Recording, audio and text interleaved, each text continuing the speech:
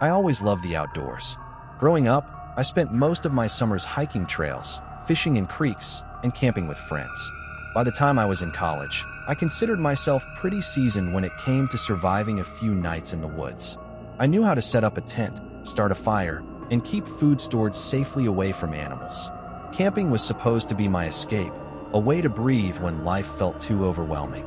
But the trip I took one fall weekend during my sophomore year was anything but relaxing.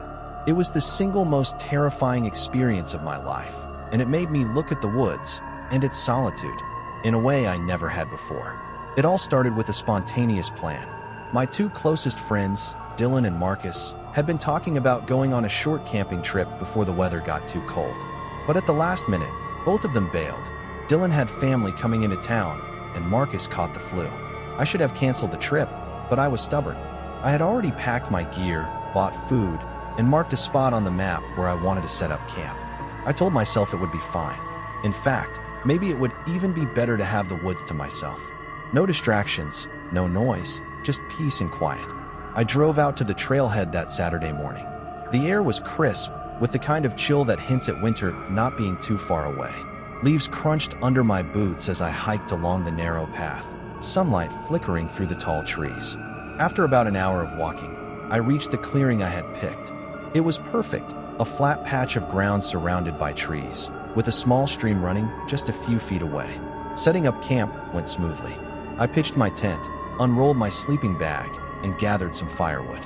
For a while, it was exactly what I had hoped for, peaceful. I sat by the stream, ate a sandwich, and listened to the sound of water trickling over rocks. When the sun began to sink, I started a fire and cooked myself a simple meal. The flames crackled, sending sparks into the air, and I leaned back against a log, feeling content. But the woods are different at night. As soon as the sun dropped below the horizon, the forest around me seemed to change. The cheerful chatter of birds gave way to the occasional rustle of unseen animals. The stream, which had sounded soothing in daylight, now gurgled with an oddly restless rhythm. Every sound felt amplified, every shadow stretched farther than it should. Still, I tried to shake it off. After all, I had camped dozens of times before. I wasn't going to spook myself just because I was alone. Around midnight, I was lying in my tent, scrolling through my phone when I heard it, footsteps. At first, I thought it was a deer. The woods were full of them, and I had seen plenty earlier in the day. But these steps were slow, deliberate. They crunched through the dry leaves in a steady rhythm, moving closer to my campsite. I froze, holding my breath, listening. The fire outside had burned down to embers, leaving the tent in near darkness. My heart thudded against my ribs as I strained to hear. Whoever, or whatever, it was stopped just a few feet from my tent. "Hello," I called out, my voice cracking slightly. No answer. The footsteps shifted, circling around the tent. My skin prickled as I followed the sound. It moved from one side to the other, pausing occasionally as if whoever was out there was listening for me. "Look," I said, trying to sound braver than I felt. "I don't want any trouble. If you need something, just say so." Silence. And then, after what felt like forever, the footsteps slowly retreated into the trees. I lay there, every muscle in my body tense, until the sound finally faded. Sleep was impossible after that. Every time the wind rustled the branches, I jumped. Every creak of the forest floor sounded like someone creeping back toward me. By the time dawn broke, I was exhausted, but also relieved. I told myself it had probably just been a hiker who stumbled across my camp and didn't want to bother me. That day, I debated cutting the trip short, but my pride got in the way. I convinced myself I was overreacting.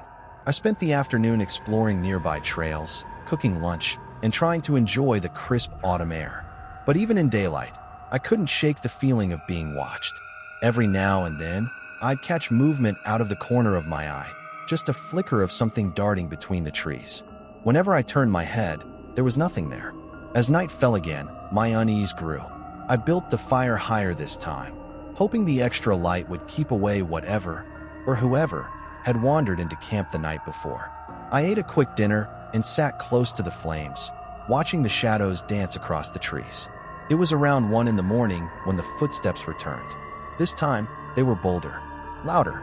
I heard the crunch of leaves, the snap of a twig, and then breathing. Slow, heavy breathing, just outside the circle of light cast by my fire. My stomach dropped. I grabbed the small hatchet I kept near the firewood pile and stood, heart pounding. "Who's there?" I shouted, trying to sound fierce. Again, no answer. Just that steady, heavy breathing.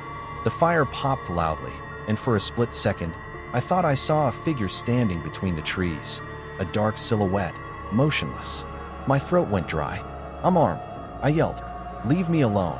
The figure didn't move, didn't speak. It just stood there, watching. Terrified, I backed toward my tent. But as I reached for the zipper, I heard it, the unmistakable sound of something being dragged across the ground. Slowly, deliberately. That was enough. I grabbed my flashlight, shined it into the woods, and caught a glimpse of something pale just before it disappeared behind a tree. A face, watching me. My body went cold. I didn't sleep at all that night.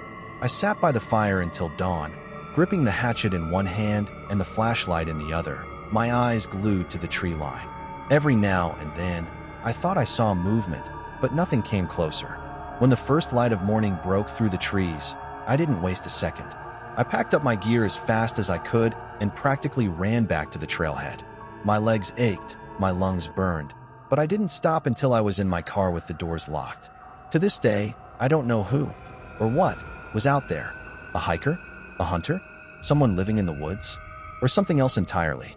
All I know is that I've never camped alone again. And sometimes, when I'm lying in bed late at night, I swear I can still hear that slow, heavy breathing just beyond the light.